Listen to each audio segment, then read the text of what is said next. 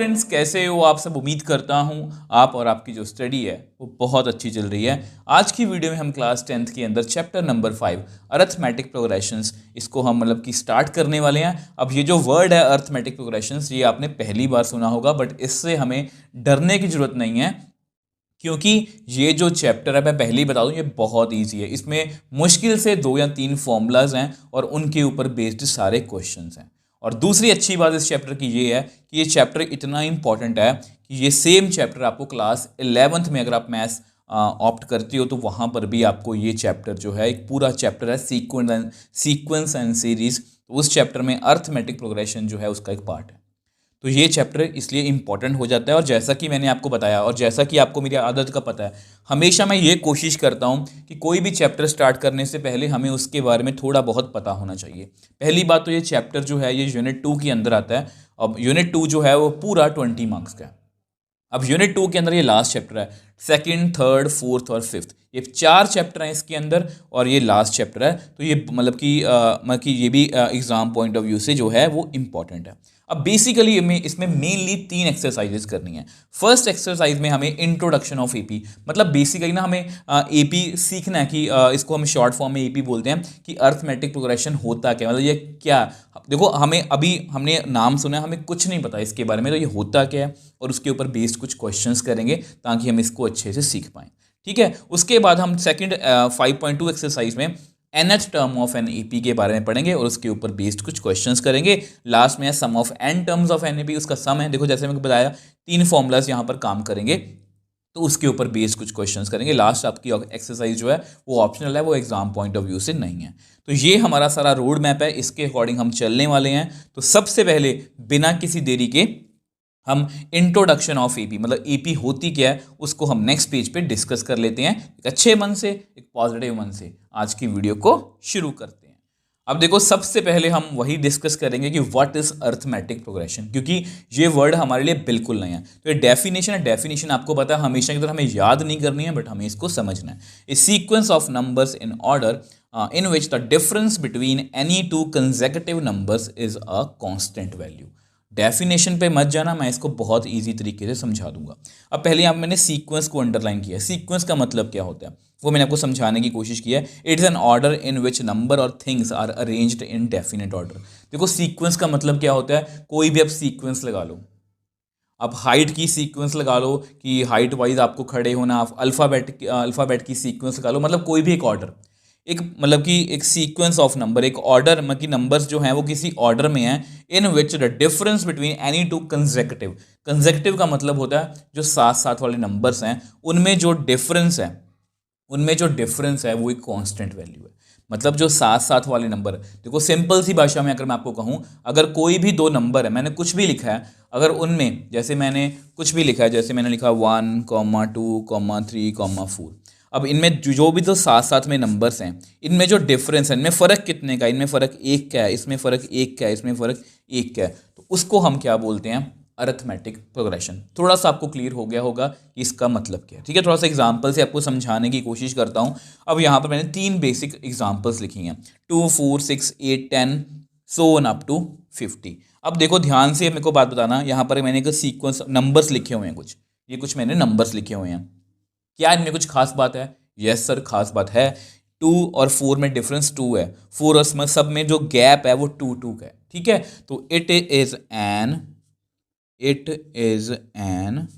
AP, तो ये एक एपी है। ठीक है, अब नेक्स्ट की बात करते हैं। अब यहाँ पर देखो छोटे नंबर से स्टार्ट हो रहा था, मैंने जानबूझ के आपको समझाने के लिए लिखा है। यहाँ 50 है, फिर यहाँ बड़ा नंबर पहले आया, 50 है, 47 है, 44, 41 एंड सो ऑन।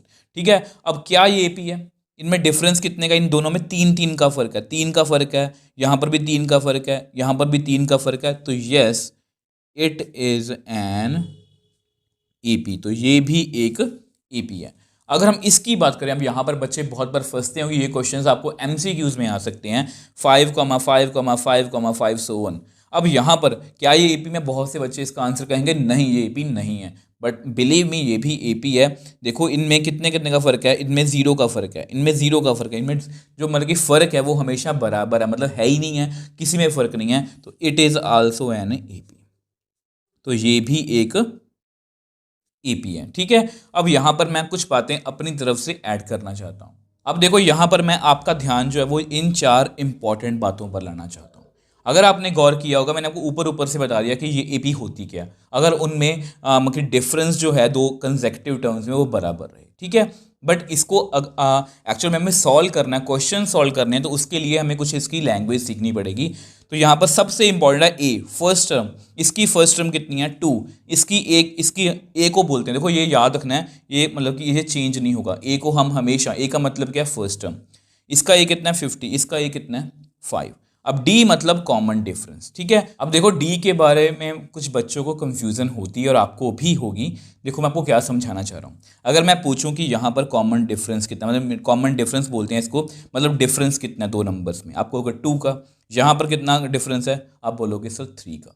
ठीक है, अब देखो, अब अगर आपने बात नोट की हो, यहाँ पर ना कॉमन डिफरेंस जो है, मतलब जो कि छोटी टर्म है पहले, तो कॉमन डिफरेंस आपने बता दिया कि सर 2 का गैप है।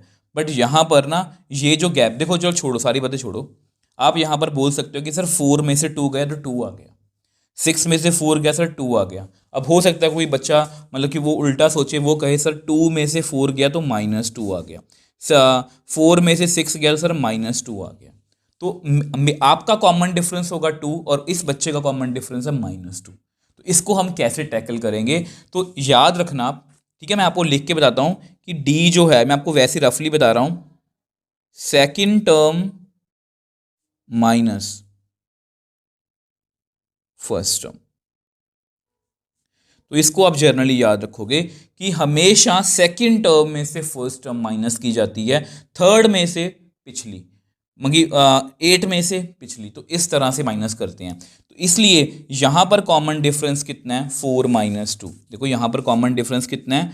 4 - 2 2, 6 - 4 2, 8 होगी ना। ये सारी प्रॉब्लम्स आपको आएंगी और मेरी आदत है कि मैं हमेशा पहले थोड़ा सा काम करता हूँ कि बच्चों को कहाँ कहाँ पर दिक्कत आ सकती है। यहाँ पर अगर आप देखोगे 47 में से 50 गए तो -3, 44 में से 47 गए तो -3, 41 में से 44 गए तो -3। मतलब पिछली सेकेंड टर्म में से पिछली माइनस करनी है, थर्ड में से पिछली, फोर्थ में से पिछली, तो इस तरह से डी काम करते हैं। ठीक है, अब नंबर ऑफ टर्म्स, अब नंबर ऑफ टर्म्स को लेके भी मतलब कि एक पूरा टॉपिक है। टॉपिक का मतलब कुछ मुझे दो चीज़ें आपको बतानी है और लास्ट टर्म, इन दोनों को के बारे में मुझे आपको बतानी है। अगर आपने गौर किया हो, अगर आपने गौर किया हो तो इस जो एपी में है, इस एपी में लास्ट टर्म है। लास्ट टर्म आप समझते हो कि लास्ट में कोई टर्म है। अब इस एपी में लास्ट टर्म नहीं है, इस एपी में लास्ट टर्म नहीं है। अब मैं आपको बताने की कोशिश करता हूँ। अगर आपने गौर की हो तो ये जो फर्स्ट एपी है आपकी, इसमें लास्ट टर्म कितनी है? 50। Therefore we can count number of terms, मतलब इसमें कितनी नंबर ऑफ टर्म देखा जाए तो मेरे हिसाब से इसमें जो है वो 25 टर्म्स होंगी। 2 4 6 आप काउंट कर लेना, 25 टर्म्स होंगी। मतलब इसको मैं काउंट कर सकता हूँ, और अगर मैं काउंट कर सकता हूँ तो it is a finite AP. उसको हम क्या बोलते हैं? Finite AP. तो प्लीज़ आप ये याद रखोगे। अब सेम वे से यहाँ पर लास्ट टर्म नहीं है, यहाँ पर इन दोनों में लास्ट टर्म नहीं है, इन दोनों में लास्ट टर्म नहीं है। अगर लास्ट टर्म नहीं है तो क्या मैं बता सकता हूँ कि इसमें कितनी नंबर ऑफ टर्म्स है? कुछ बच्चे बोलेंगे सर 4 है, ये 4 नहीं है प्लीज़, यहाँ पर 100 है, इसका मतलब ये चलती जाएगी आगे। तो इसमें हम टर्म्स जो हैं वो काउंट नहीं कर सकते, ना इसमें ना इसमें। तो ये कौन सी एपी है? इनफाइनाइट। मैं आपको नेक्स्ट पेज पे बता देता हूँ।